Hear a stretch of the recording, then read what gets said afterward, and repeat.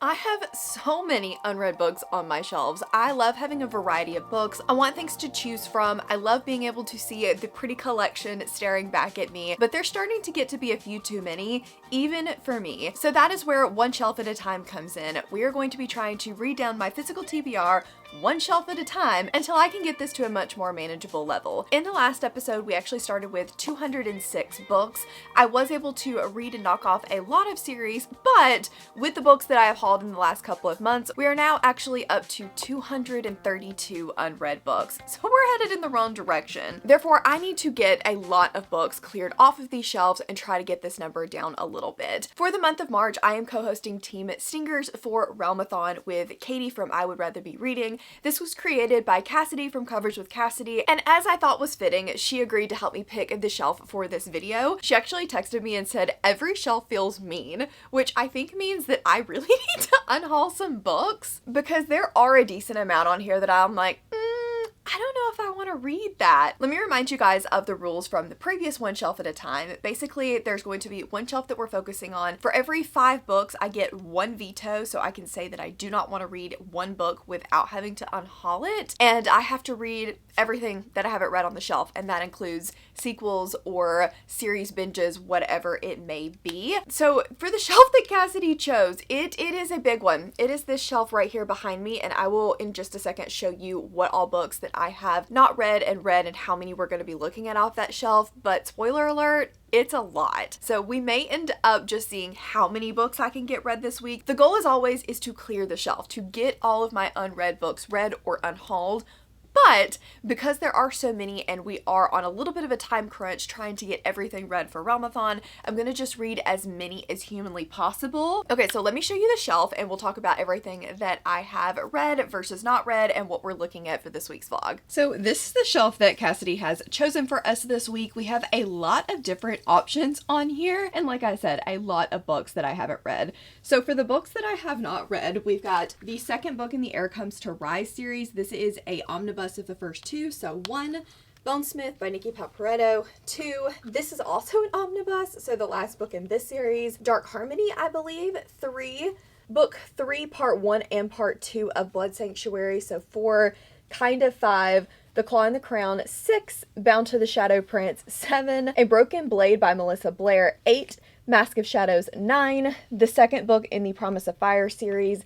10, How Does It Feel by Jeanine O'Reilly. 11, and Kiss the Fae. 12. All of these books on this side I have already read, so we are looking at 12 books for this shelf, which is gonna seriously knock us down. And that is very, very helpful, but Cassidy's just making sure that Team Stinkers gets all of the points this week because those are some chunky books. So I had my Patrons vote because there are just too many options on this shelf, and I was like, where do I even begin? Sorry if the lighting is a little weird. The sun is very bright this morning. But they picked for me to start with a very chunky book and read Bound by the Shadow Prince by Ruby Dixon. This is a monster romance, so something a little bit different from what I've been reading. I'm nervous, but I'm also excited to try it. I think this is going to be a fun time.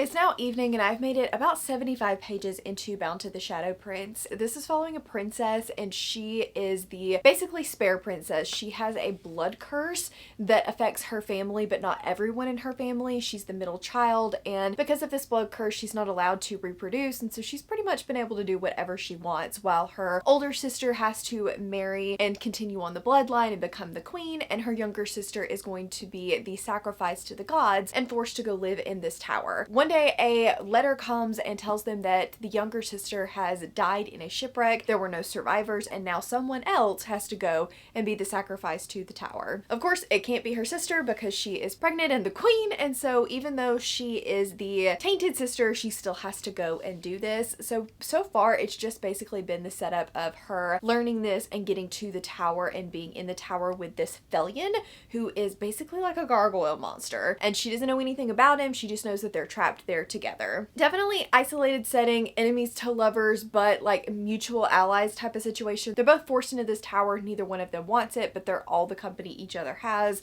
They have very limited supplies. So she's actually trying to figure out how to dose herself so that she doesn't die from her blood curse. And that's all I've gotten so far, 75 pages in. I will be honest, I am bored. It's just dragging for me. The setup feels like it's unnecessarily long. And I mean, this is not a short book. The audio's like 21 hours long, but I just feel like more should be going on. She's met the Thelian and they're interacting, and I'm just wondering, is this entire book going to be their interactions with one another? Because I'm not enough of a character-driven reader for me to sustain an entire book of them getting to know one another and having this character development. Like, I'm gonna need more than them just sitting in this tower talking, and I'm a little afraid that's what most of this book is going to be, because I have no hint of a plot so far, and I'm like, what exactly, like, what's gonna be the point here? But all the reviews that I've seen say there's this huge shocking twist at the end of this book, and so I'm like, okay, well, in order for there to be a huge twist, doesn't there have to be a plot in there somewhere? So I am going to continue it for now, but I have a very low threshold to DNF this book. I don't know who I am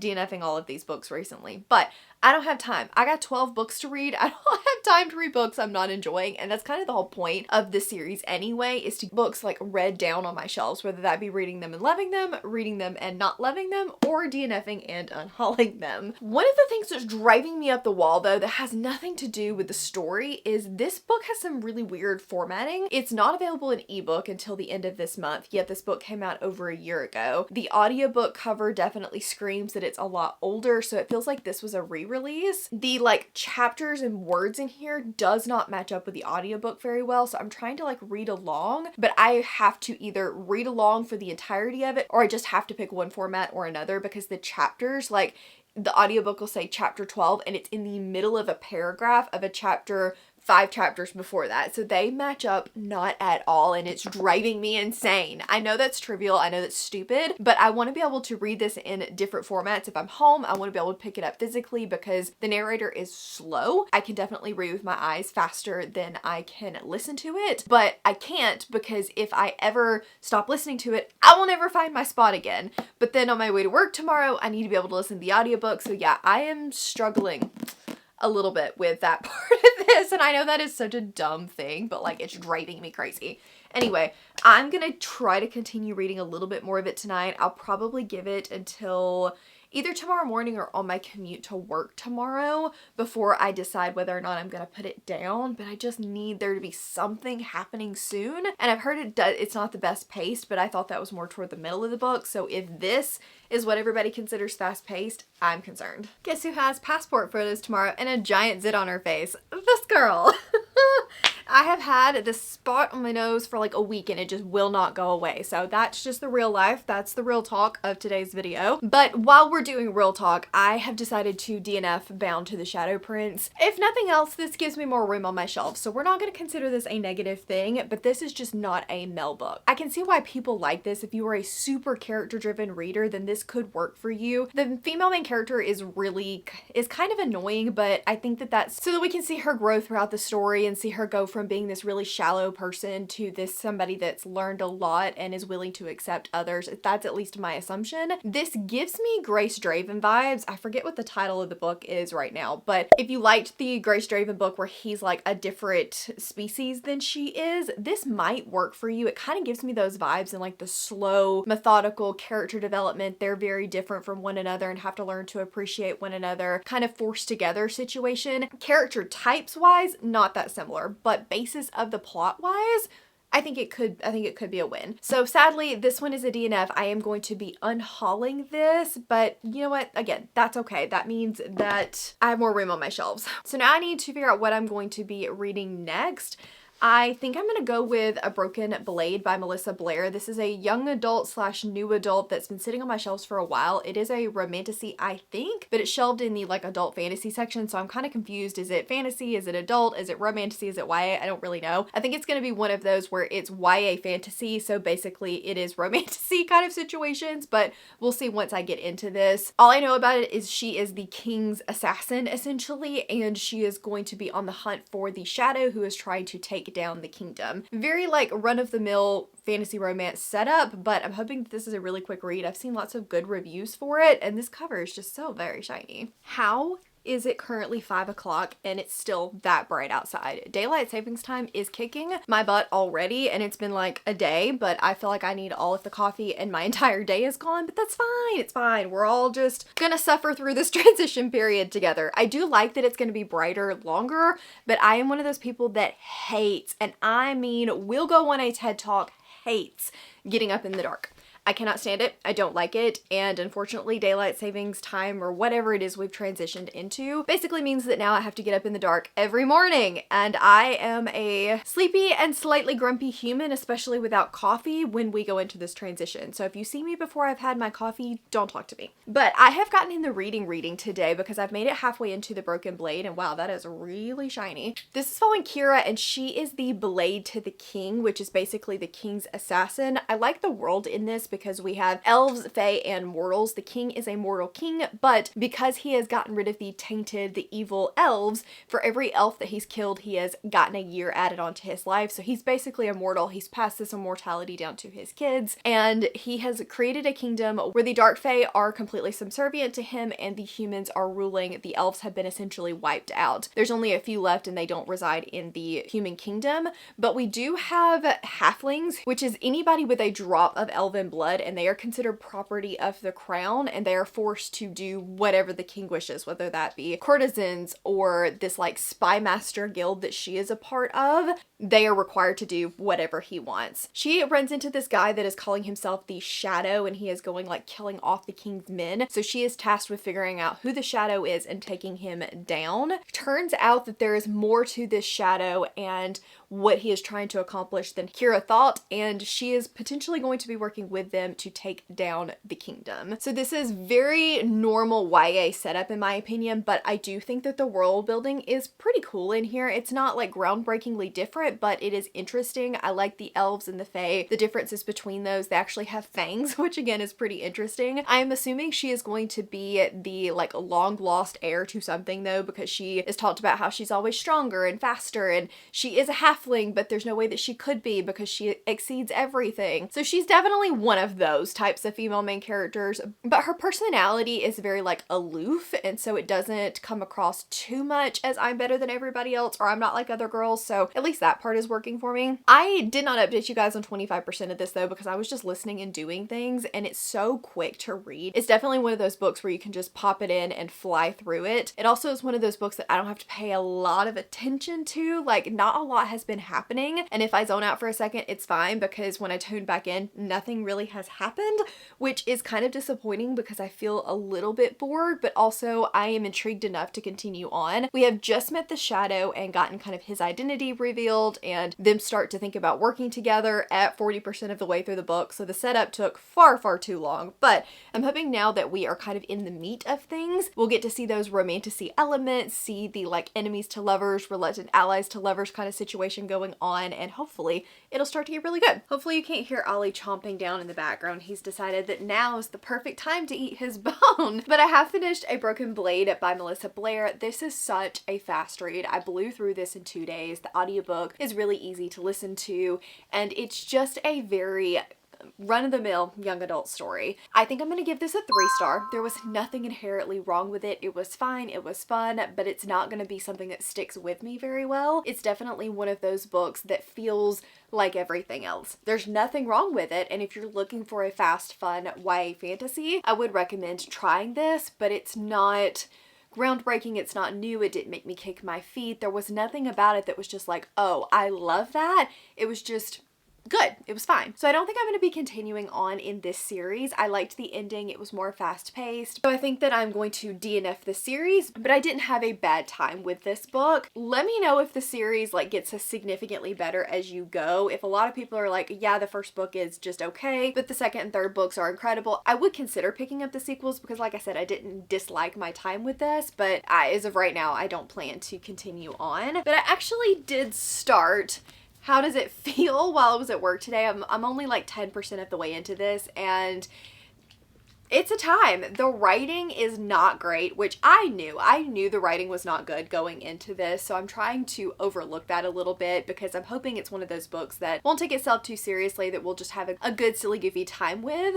But right now, the female main character is giving hard. I'm not like other girls, like trying way too hard. She is it's not a botanist. She is I don't know, somebody that studies butterflies, whatever that's called. And she has settled in this small town for the last year while she is waiting to hear back of whether or not she will get this job in Mexico where she can follow these monarch butterflies. Apparently the reason that she is like obsessed with these butterflies is because when she was younger, she may or may not have eaten a mushroom that allowed her to see these teeny tiny little winged creatures, which are fairies. And so ever since then, she's been looking for these fairies. And I think she's going to fall into the fairy world. There's going to be some trials. I think it's definitely like a hate to love kind of situation, and I've heard it's very weird and the twist is wild. So I just want to know what this twist is, honestly, and I'm curious to see if the writing like is as bad as everyone says. If we're being completely honest, I'm nosy. I did pick this up without knowing anything about it because it said it had trials in it, so I was not aware that it was a TikTok sensation and that people weren't loving it, but I'm hoping that I do. I hope that I just have a fun time, just vibe, enjoy myself, and see where this goes. Like I said, as of right now, it is fine. I'm only 10% of the way in, so I really don't have any thoughts at the moment, but it's short, and I think I'm going to be able to fly through this. Hopefully the camera will sit there and not bump around too much, but I've made it to halfway into How Does This Feel now. I switched over to the audiobook last night, and this book is utterly ridiculous, but also kind of fun. I don't know, it definitely doesn't take itself too seriously. The writing is not great. The villain monologues are so incredibly cheesy, yet I want to keep reading, and I don't know what that says about me. It definitely has like a fairy tale feel, but like if your fairy tales were the Grimm fairy tales, but also written for adults in a way that would be written for kids. It's a very weird like dynamic, and it's just odd, but in a way that is somewhat working for me at the moment. So you know what? We're gonna keep reading. I think that I can finish this today because it just reads so incredibly quickly. I do like it better on audiobook. Some of the like super weird sentence structures and things of the not great writing definitely are less obvious in the audiobook than they are reading it physically. The narrators are good. We're getting his point of view kind of starting about halfway, and I'm curious to see how that's gonna go because he obviously cannot stand her. I think that the like hate dynamic is going to be fun, and we're going to see how that transforms into a romantic type situation, but I am very curious what the ending is going to look like because I've heard it is wild, wild, wild. You can probably hear Ollie panting because we just got back in from a walk and it is 75 degrees outside. 75! Like, welcome to Alabama, I guess. It's probably going to storm and have tornadoes this weekend and then be back down into the 50s again, so who the heck knows what our weather's going to do. On the way home, I finished How Does It Feel? Speaking of whiplash with the weather, whiplash with this book. There were moments where I was having the best time and moments where I was like, what now? Overall, I think this was fun. Do I think it's a good book?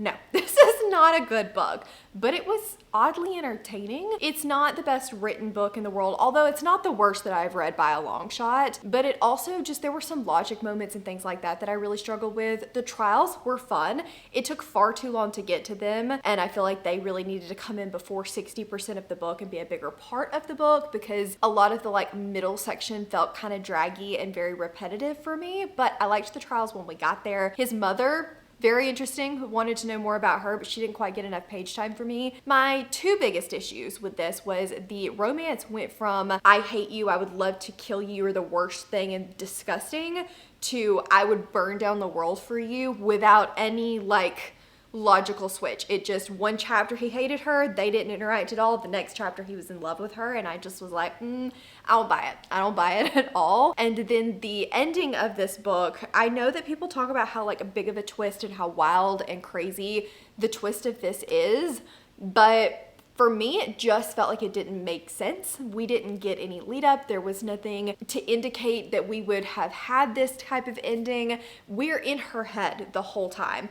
and the fact that she wouldn't have thought about this at all, and maybe I just missed a point where she didn't remember anything, but like she should have. And so I just, the ending was not logical. I thought it was going to be crazy wild. I would want to jump into book 2 immediately, but unfortunately that was not the case in my opinion. So while I had a silly goofy time with most of this book, I think I'm gonna give it a 2.5 star. Like, it just wasn't the best, and I thought that I would want to jump straight into book 2, and I just don't feel compelled to do that. So I don't know that I'll be continuing in this series, especially because the reviews for book 2 are horrible. Considering the people that loved this first book left reviews for book 2 saying that it was a hot mess, and so I'm like, if I just found this like a fun time and had problems with it, what the heck am I gonna think about book 2? So I'm gonna be unhauling this, but glad that I read it, glad that I know what all of the hype is about. I also realized that I am a bad booktuber and have forgotten to tell you what points I'm getting for Realmathon this whole time. So let's do that. It is gonna get us 20 page count points, is that right? Yeah, it's 300. Thank you, Alexa. It's gonna get us 20 page count points because it's 320 pages. Let's try decreasing. I haven't decreased yet, and I feel like that could be fun. This was not an urban setting. Am I gonna find him my next book boyfriend? I don't know. They were both kind of annoying. He definitely had touch, hurt, and die vibes, which I liked, but they were both a little irritating, so I don't know that I'm gonna count it. And this is not an author that I've read from before, so bonus points, not doing great at all. Yeah, we're not gonna get anything if we try to attack, so back to the defense. I don't think any host has given this book a 5 star. This has a 3.76 on Goodreads. The last book has a 3.91. It's very fast paced, definitely a morally gray character. It does have one of my favorite tropes. I love trials, and it has more than one POV. So we're gonna get 20 page count points plus 16 prompt points. So that is a total of what, 36 points? So not too bad. Definitely could have been better, but not terrible. Okay, while I'm sat here, I realized that I did not give you guys the points and how many points we were gonna get for A Broken Blade. That one's 427 pages. So it's gonna get us, is that gonna get us 40 bonus points? It is, just barely, but it's gonna get us a solid bonus points. I think that was an urban setting. I liked, what was his name? Can I even say that he's my next book boyfriend if I don't remember his name? Whoops, The Shadow. And I've not read from this author before. For some reason, the decreasing prompts just do not agree with me. So back to increasing. It does have a higher rating than the last one. The last one was like 3.75. This one is a 3.91. It actually is a title within a title because she is the King's Blade. That is her title. So A Broken Blade. So I feel like that's a title within a title. I think it can count. Even number of letters. 12, woohoo! 19, so how many points is that total? 19 plus 29, 39, 59? 59 points? No, we got 40 bonus points. 79 points. Yes, that one was solid. This is a little bit of a better angle. I feel very washed out behind this wall, but I did get a new reading chair. My arms are not in yet. It came in 2 parts, and you would have thought it would come like with an ottoman in one package and the chair in the other, but it came without the arms, but the ottoman is here. Very weird, but that means I get to sit in it tonight, and I'm very excited. Ollie loves it. It's got the perfect spot for him. But I made it to 100 pages in Dark Harmony, so I wanted to quickly tell you guys kind of initial thoughts on this so far. My battery may run out of power. If it does, I'll be back. This is the 3rd and final book in the Bargainer series, and I read the first 2 plus the novella in 2021. So it's been a long time. I read all of them like back to back to back, and then for some reason stalled out on the last book.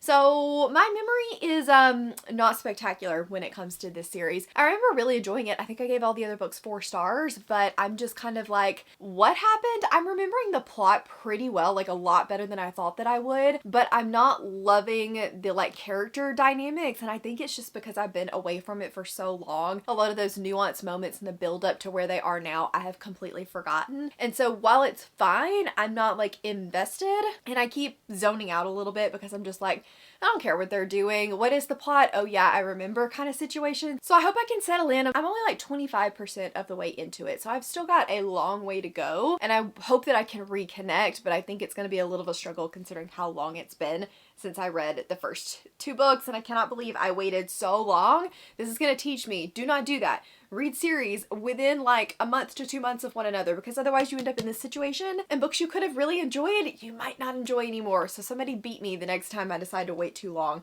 to read a book. I've actually finished The Bargainer, and I think this is gonna get a 2.5 or 3 star. I haven't fully decided, but I never got invested. I never cared. There are a decent amount of character moments in here that we're wrapping up the story, we're wrapping up the romance for the most part, especially at around the halfway point. I feel like it really lagged for me because we were doing day-to-day stuff and seeing their relationship thrive and seeing it grow and seeing it like come to completion essentially, and I didn't care. I wasn't in it. I didn't care. And that is a really crappy feeling to have, but it's my own daggum fault. Like, I should have absolutely read this series all in one go or picked it up a lot sooner, and so that part is on me. However, I do think that some of that I probably would have found boring at this point anyway.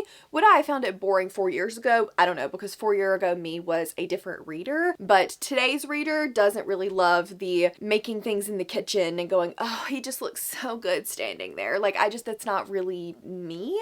There are moments like that, sure, where I'll have the best time with it, but I really have to be in it with the characters for that, and so for the most part, I tend to find that light slice of life stuff in fanro boring. But the plot in this was actually pretty interesting. I did like the plot of it. I almost felt like it didn't match up with what I remember of the previous 2 books. I mean, it's definitely a thread that's been continued, but I don't know, there was a big bad, and the big bad just didn't feel as big and bad as I wanted the big bad to feel. And there were 2 villains in this, and they didn't, like, she was trying to make them come together, but they never really felt like they meshed in the story very well, and so it felt like these 2 things that we were trying to do that never really made sense while we were doing both at the same time. Because one aspect of this that annoyed me a little bit, and again, it could just be me not remembering details from the first couple of books, but she, like, threw in things. It's almost like she went, okay, well, we need something more interesting here, so I'm gonna make this character come back to life, and then, well, he needs to be able to know all of these things and her not know. How am I going to make that happen? Oh, I'll give him another power. It didn't make sense, and it kind of irritated me because we're in the last book of the series. We shouldn't be having random things thrown like that for plot conveniences at this point. So I'm being a little bit ranty, honestly, for a book that I did not hate.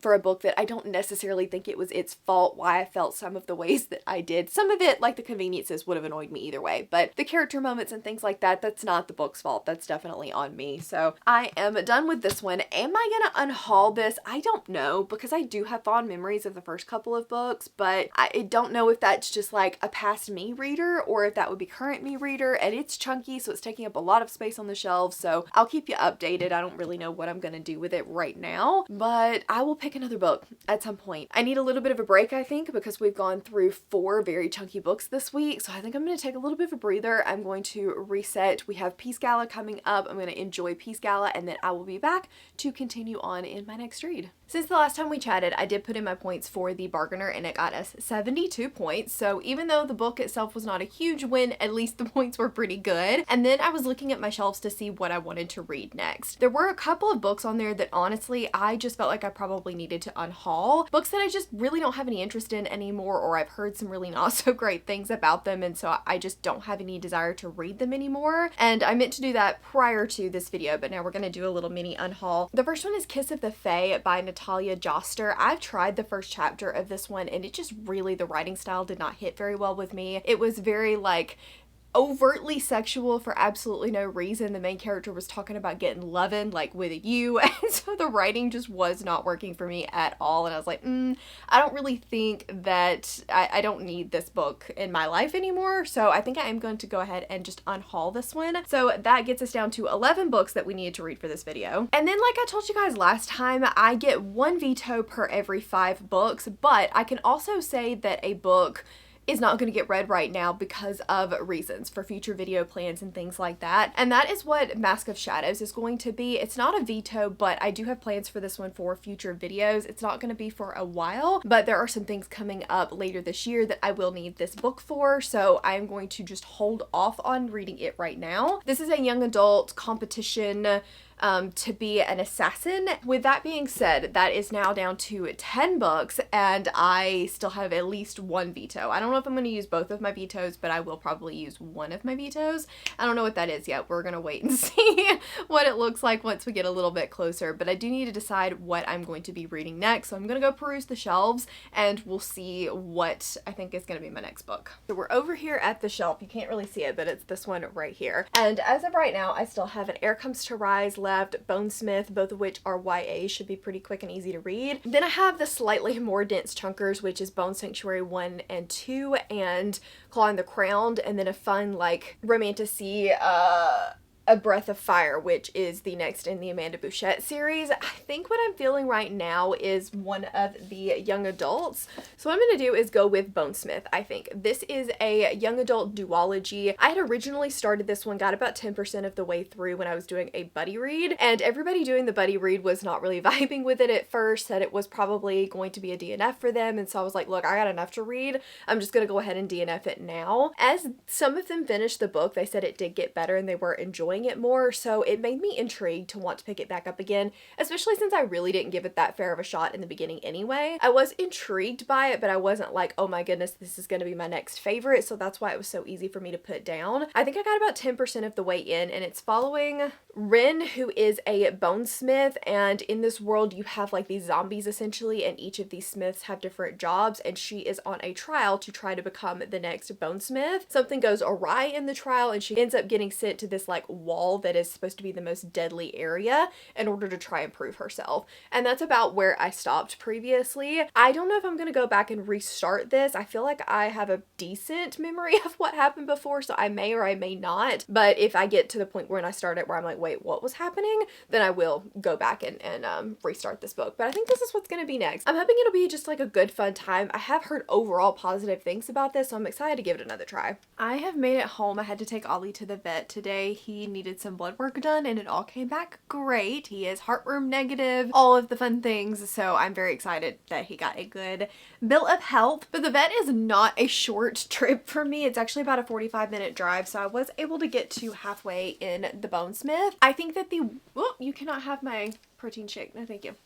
I think the world building this is really interesting. I misspoke earlier. It's not zombies, although there are zombie-like creatures in here, but it's primarily focused on ghosts. I like the world building. I think it's really interesting. There are different kinds of smiths. They have different roles. The lore is really interesting. I think that the action scenes are a lot of fun. Now we've kind of gotten set off onto the main plot of the story. We've got people working together, a little bit of, you know, reluctant ally situation, which I appreciate. About 20 to 35% of this slogged pretty hard for me because we were doing a lot of info dumping, and the boring kind of info dumping, not the, oh, this is really cool kind of info dumping, where we were just learning about the history of things and I didn't really care. I was like, let's go back to the ghosties. So once that kind of dialogue dump essentially was over, I started to appreciate the story more. I think that Rin is a really Spitfire, but she's a sassy, sarcastic Spitfire, which I really, really like. I am not completely sold on Julian or Leo yet. I'm wondering if there's going to be a little bit of a love triangle situation going on there, but don't know that yet.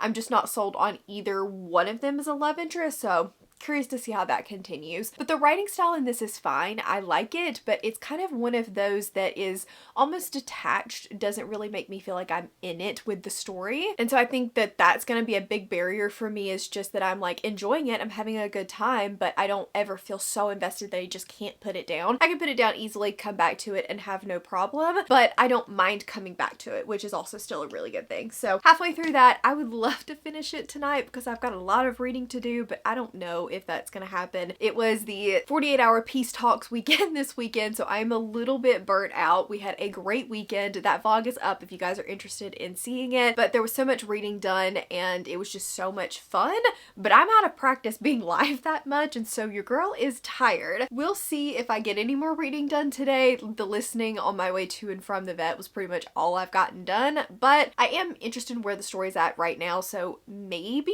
but it's also the voice tonight, so maybe not.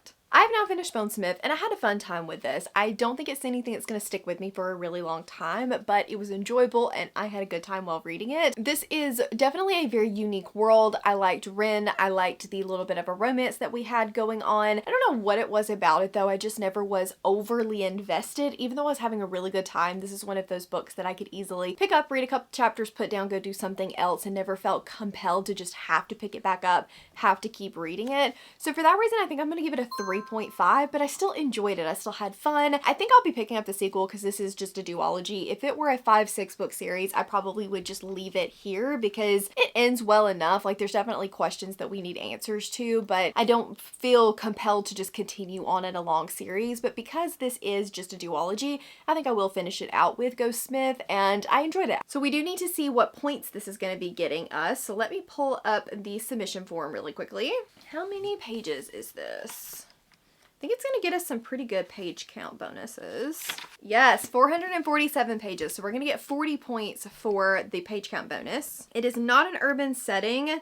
I do think, while brooding, I quite liked the male main character in here, so I think I'm gonna count him. Plus, Rin is kind of a badass. I like her too. And I've not read from this author before. Ooh, one of these I think might be kind of spoilery, but I'm not sure. So I think I'm gonna count it, but I'm not gonna tell you what it is. Pace, Marley Gray. 68 points for Bonesmith. I now need to decide what I'm gonna read next. I did start Blood Sanctuary, and I got about 3 chapters in and was like, I'm not listening to a word of this. I do not care. So I just don't know that I'm really in the mood for Blood Sanctuary. I think that's one of those I'm really gonna have to be in the mood for so that I don't DNF the series, because it's a very slow, character driven, and I've heard book 3 is where things really slow down and are super character focused. And while I love Leo and Cassia, I think I am really gonna have to be in the mood to just read about them and nothing else really happening, and that mood is not now. So do I go with another young adult, or do I switch it up and do Breath of Fire? I think I'm gonna go with Breath of Fire. A Promise of Fire is the first book in the series, and it is about Kat, and she is a soothsayer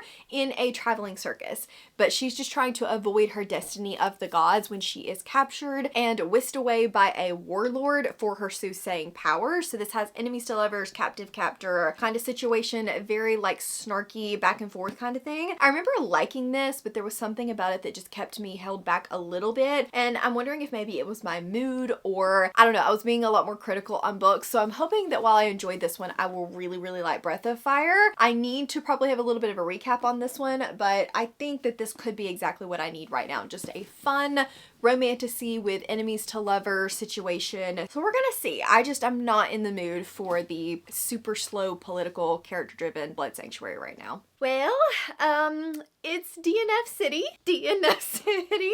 I swear, guys, I'm gonna find a book I love. However, we are clearing off the shelves. Like, we are getting my shelves to things that I love and not just books that exist, which is really one of the main goals of this, is A, to read down my TBR and to not have so many books that I haven't read, but it's also to get my books to a point where I look at it and I go, I'm really excited to read that, or I know why I'm keeping that. And right now it's just not, it doesn't look like that. So by DNFing Breath of Fire, I have gotten closer to this goal. I don't think I'm going to get any points for this though, because I did not get halfway or 200 pages. I think I DNF'd around the 30% mark, but I just kept trying. Like, from the first 2 chapters, I wanted to DNF this, and I kept trying to push through. I was like, okay, it's gonna get better. Like, you enjoyed the first book, you enjoyed the push and pull, the world was cool, it's gonna get better, and it just never did. The thing that like really set me off a little bit was we had this big argument between our couple due to some lies and like withholding of information that he found out about, and he blew up at her,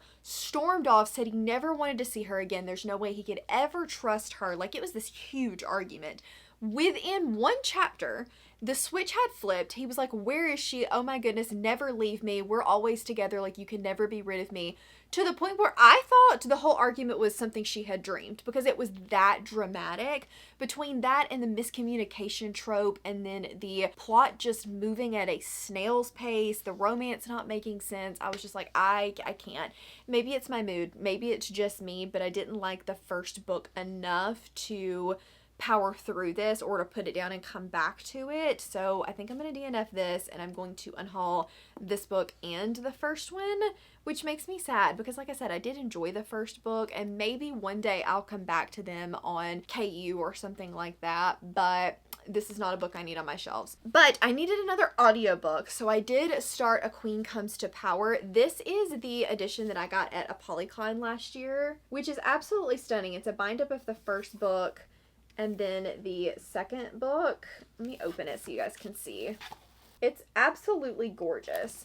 It doesn't have any like edges or anything like that, but I liked the first book. I thought it was fun. It was a quick, it was an easy read. It wasn't anything that's gonna like seriously stick with me, but I did enjoy it. It's kind of got Throne of Glass vibes where we have Faith and she has always wanted to wield a sword. This like mysterious captain that comes and takes an interest in her, and there's some fae. I'll give you guys a better synopsis later, but I had fun with the first book, so I did want to continue on in the series.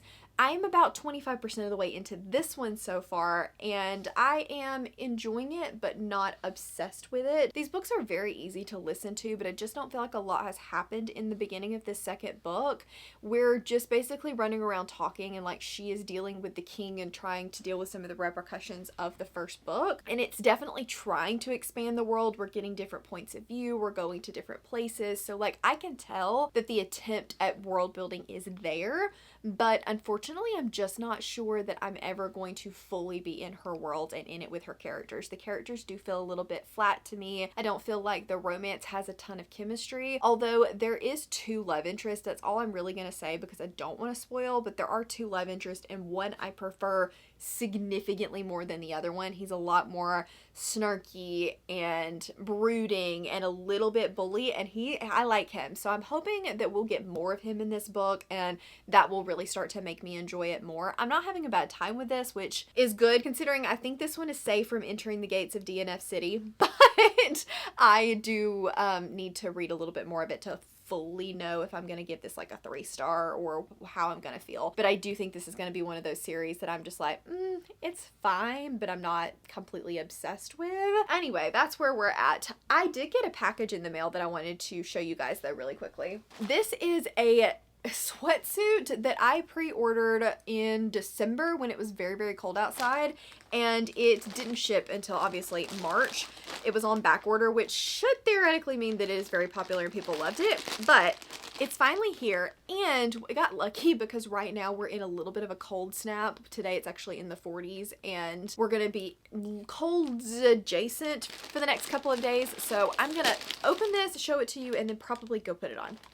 Okay, so this is by the brand Comfort. I don't know if you guys have seen their ads. Their ads keep popping up for me, and finally an ad got me, where basically they're supposed to be like really oversized. They even have weighted hoodies and stuff if you want those for like anxiety days. But I think it's supposed to be really good quality and really like good hefty, you know, fabric.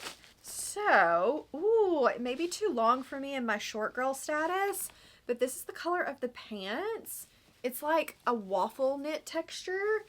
That's well made. I like that. I hope that the waist is not too tight and the pants aren't too long, but hopefully that'll be good. I will do a fit check for you guys once I put it on later. This is the shirt. It's not like it's like a crew neck. That is way bigger than I thought it was going to be. It's going to be very, very roomy, but it's a crew neck. It's this like mocha color. It's coming across on my screen as a little bit more purple, but it's definitely like a very chocolatey mocha color. We're going to go put this on. We're going to see what it looks like. I hope that it fits because it looks like it's a little more oversized than even I thought it was going to be. We have a helper in front of the mirror. Ignore the shoes, but this is the fit. I quite like it. It's very like slouchy, but it doesn't feel too big. This is a medium, and I am about 5'2"-ish, and it is a little long if you're thinking of ordering from this brand, you know, our short girlies. But I like it. I like it a lot. This is cute. This is comfy. So while dinner is finishing up, I also want to tell you guys that I started another book as well. I needed an audiobook, so I started Queen Comes to Power, but then I also have one book. Let me sit you guys down really quick. Okay, that is a little bit better. But I also have one book that does not have an audiobook, and of course it's going to be the chunkiest one on the shelf, which is Claw in the Crown by Sarah M. Craddock. This is a bodyguard romance with a touch of bully that I've heard really good things about. I got about 20% through part 1 of this, and so far I am enjoying it, but there are a couple of things that are bothering me, so I'm cautiously optimistic. I'm going to go get my dinner out of the oven though, and I will come back and tell you guys a little bit more about this because my battery is flashing at me, and I'm not going to make it through all of my yapping before it dies. Dinner is consumed. I ended up making slider hamburgers and potatoes with like the sweet Hawaiian buns, and they were really good. So we've migrated to the living room because tonight is Stranger Things night. I'm gonna be watching season 2, episode 4, I think, with my patrons. But let's chat, Clawing the Crown. Like I said, I'm about 25-ish of the way through this book. This is about Emerald, and all she's ever really wanted is to get away, to experience life, to get off of this island that she's always lived on. There is certain expectations of women in this world, and she just kind of wants to get away, do her own thing. She's been best friends with the prince for as long as she can remember. He's in love with her, and she just is in love with him as a friend. She doesn't really see him that way. And he will get like 5 chosen, essentially, which are women that he is going to try to create an heir with. And there's going to be like a first chosen, which is the queen, and then you've got the basically spares after that. And she knows that she's not fit to be any of the chosen. She's reckless, she's wild, nobody's gonna want her. When she finds out that she actually is going to be the first chosen, and now she is thrust into a life that she never wanted, wants nothing to do with, and is kind of miserable being a part of. However, because they want to ensure that the heirs are all legitimate, that all of them belong to the prince or future king, a guard goes with them everywhere for protection and to ensure that their, virtue remains sacred, for lack of a better way to put it. Sleeps in their room and just make sure that the heirs are all the kings. When they're pregnant, they can sleep with whoever the heck they want, but in the transition period while they are becoming pregnant, they can't have any question that the heirs are the kings. We've got a guy in here that he wants revenge against the kingdom, and the way that he is going to do that is not only by killing the king and the prince, but he also is going to deflower the queen or the first chosen so that there's not even sure that there's an heir to follow them. So he sneaks his way into being the first chosen's bodyguard. This is Bully, which I was not expecting. I don't really know, I knew it was a revenge plot, but for some reason bodyguard and bully don't really go hand in hand to me. But I'm liking that aspect of it. He's crude, he's rude, and it works.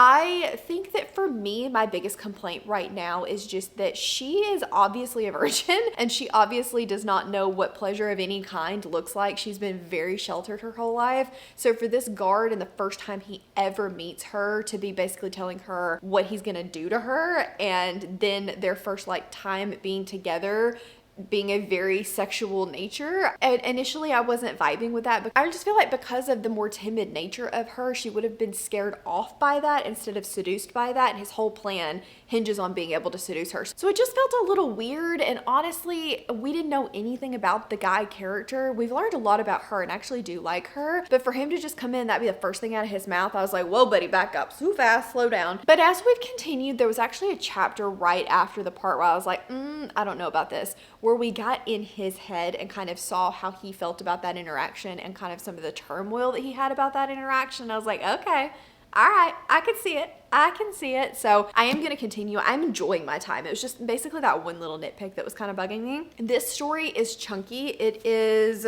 521 pages, but it goes by so incredibly quickly. There's something about her writing style, even though we're in a more formal historical knights and swords and queens and kings kind of story, it doesn't feel bogged down, but it's also very beautiful at the same time. So I'm really enjoying my time with the writing. Okay, so you remember the book that I said was safe from DNF City? I think it's gonna enter the gates of DNF City. Oh, this vlog, you guys.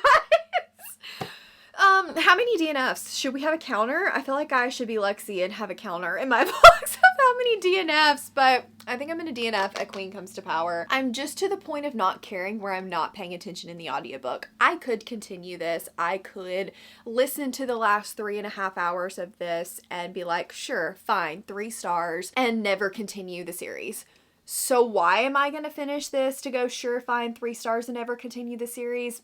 Doesn't really seem like a good use of my time. So I do think I am going to DNF this. I actually feel bad. I don't know why I feel bad. At 50%, I just feel like nothing is really going on. I don't feel like we're getting a lot of good character development. The world building seems very lackluster, and we're spending a lot of time with our side characters that we didn't really like. I don't care about them, and so for them to all be getting their own POVs now, I'm like, okay, let's get past this. I don't care. I want to go back to the main POV. And so I I just find myself doing that and zoning out more than I want. And like I said, I need a better use of my time than reading something that I'm just going to feel very meh about and never continue with anyway. If I thought that I was going to be continuing this series, it would be a completely different story, but I don't think I'm going to. I may keep this edition though, because it's really, really pretty, and I did pay a lot for this at a Polycon because I don't dislike these books, but we'll see. I haven't fully decided on that yet. I'm not a whole lot further in A Claw in the Crown either, but we're gonna see. Hopefully that one can escape DNF City, but it's also creeping in that general direction. Mostly just because I want our characters to spend more time together and have more interactions, because this is supposed to be a romance, but I feel like Emerald and Drazen really aren't interacting a lot, and when they are, it's just purely sexual, and I'm like, okay, but I need there to be some more banter, I need there to be some more moments together. They don't know each other outside of that at all, and I just am like, why should I care about this romance when literally the only interactions you've had are to talk about sex? And it's too fast. Maybe I'm in a mood. Am I in a mood? It's possible that I am in a mood, and I will fully acknowledge that, but I don't know. It could be me. It could be med books, but either way, I don't have time for med books.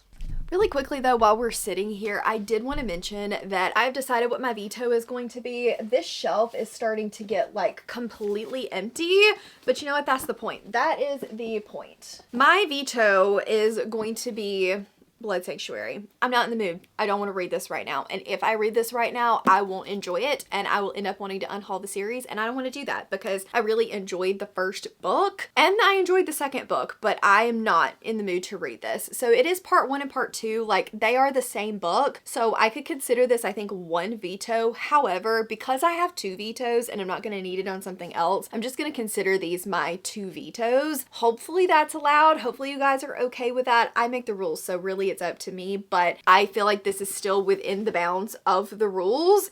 I just want to be enjoying my books and I don't want to risk not enjoying something that I might normally, because I'm very much so not feeling this type of story right now. So we're going to veto these and we're going to come back to them later when I stop avoiding them. When will that be? I don't know. That's all I have for right now. I really need to go finish Claw in the Crown. That's going to be priority number 1. So me saying that I wanted my shelves to reflect what I am enjoying and want to read turned into a giant pile of books on the floor. Unhauled to come.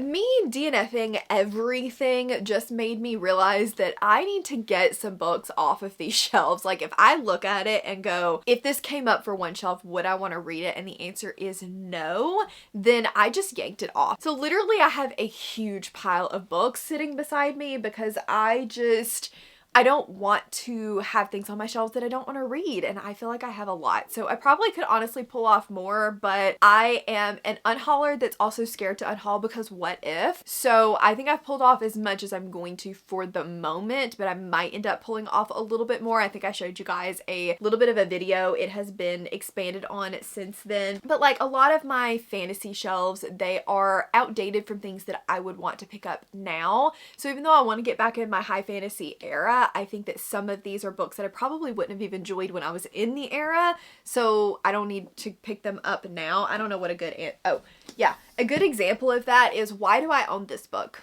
I would not want to read this even when I was in my super high fantasy era, so why do I own this? Like, so yeah, stuff like that I am going to be unhauling. There will be a video coming, so definitely keep your eyes peeled for that, going through all of the books that I unhauled. I also pulled off some that I just don't feel like I wouldn't recommend or I didn't like for like some reason or another, not just books that I haven't read, but again, we want these curated.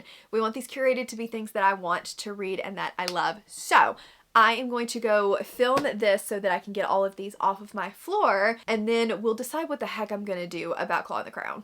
I have officially decided that I'm just going to DNF my last book of this vlog, but man, did we get that shelf tackled. Like, so much progress done. But I was talking to Cassidy and asked her if she thought I should continue Claw in the Crown, and based off of the problems that I was having with it, she said no. Mostly for me, my biggest issue at the moment is just that I don't feel like hello. What the heck is happening? Anyway, since it's raining bugs, I just don't feel like I understand the characters' relationship very much. Like, basically, they only exist to talk about having sex with one another, and I just want to understand them a little bit better. I like her, and I feel like I understand her character relatively well, but I just don't feel like I really understand him other than he wants revenge and he wants to have sex with her. So I asked Cassidy if that was something that got better, if we got more like depth in with them, and she said no. So because of that, my problems are not going to get any better. It's going to be a very meh book for me. I do like her writing style, and this book is absolutely gorgeous. So I don't know if I'm going to unhaul it. I really should, but I will probably try more from this author in the future. It's just, I am in a mood. Like, I need a good book. I need a win right now, and it doesn't sound like this is going to be that win for me because we've had too many duds. Like, I need to get out of this funk, and hopefully next week is going to be the week to do that. I did not get far enough in Clawing the Crown, though, to get us any points for Realmathon. I only got about 25%. I say that. I will look on my Kindle because I don't have this and see if I can get us any points. If I can, I will leave how many points we got up here. We started the vlog with 232 books unread on my shelves. Now, I did a pretty significant unhaul, but between the unhaul and the books that I read and got off of my shelves and the books that I read and just got to mark off as read, we are now down to 169 books, which is absolutely incredible. I'm so proud of myself. Like, I am 69 books away from my 100 goal. That is wild to me. I will probably buy some more books between now and then. I will definitely get some new special editions in the mail, so that number will be a little bit higher by the time you guys see the next One Shelf episode, because I do have an unboxing that I still need to film. But like, that's a win. That's incredible. I feel so much better just looking at my shelves of what options that I have to read. I feel like they just feel more like me. We still have a ways to go. This is definitely not perfect, but we're getting there, and I am very, very proud of myself. Quickly, let's go through the books that I read and what I decided to keep and get rid of. We DNF'd and Air Comes to Rise, but I did decide to keep that book on my shelves. I'm going to be considering it read, obviously. We read The Bonesmith, that will be staying. We read the final book in the Bargainer series, but I did unhaul that omnibus, so that actually removed 3.5 books from my shelves because it is a bind up. We vetoed Blood Sanctuary Volume 1 and 2, so that stayed. That was null and void. I DNF'd Clawing the Crown, and I did decide to unhaul that one, much to my dismay, because it's pretty, but I just don't know how many more of those books I'm going to read from that author, so we'll see. Bound to the Shadow Prince was also a DNF. That one has been unhauled. A Broken Blade was generally fine, but again, I'm going to unhaul that one. It wasn't amazing. Mask of Shadows, I said I was going to save for another video, but between me telling you that and now, actually I've decided to unhaul that one, so we got it off the shelves as well. Promise of Fire and Breath of Fire were removed from the shelves because I DNF'd Breath of Fire. How Does It Feel? I finished, but I removed from my shelves, and Kiss the Fae I also decided to unhaul after reading the first chapter. So we managed to unhaul all but 4 of the books from this vlog, plus an extra because we unhauled Promise of Fire in the process. So that is wild, and I am so proud of myself, honestly. Like, this is not something I thought I was ever going to be able to do, is get my shelves where I wanted them. I thought I was just going to always be living in a sea of things that I felt kind of meh about, but I just couldn't bear to get rid of. So like, I'm so happy. Thank you guys so much for hanging out with me. If you want to check out the previous One Shelf episode, it is up on the screen for you guys. I am now beyond excited for episode 3 because I think it's going to be so good, so stay tuned for that. If you just want to let me know that you were here and hanging out, leave me a cat emoji because I can see Wilder running around in my periphery. Please check out Realmathon if you have not already. Katie, my lovely co-host for the Stingers, as well as Cassidy, who is the creator, obviously, of this readathon and helped pick my shelf, are going to be down in the description box below, along with the announcement video. It is not too late to join, even at the time of me telling you this. You can just backlog books and join right now if you want to. As always, thank you guys so very much for watching, and I will see you in the next one. Bye!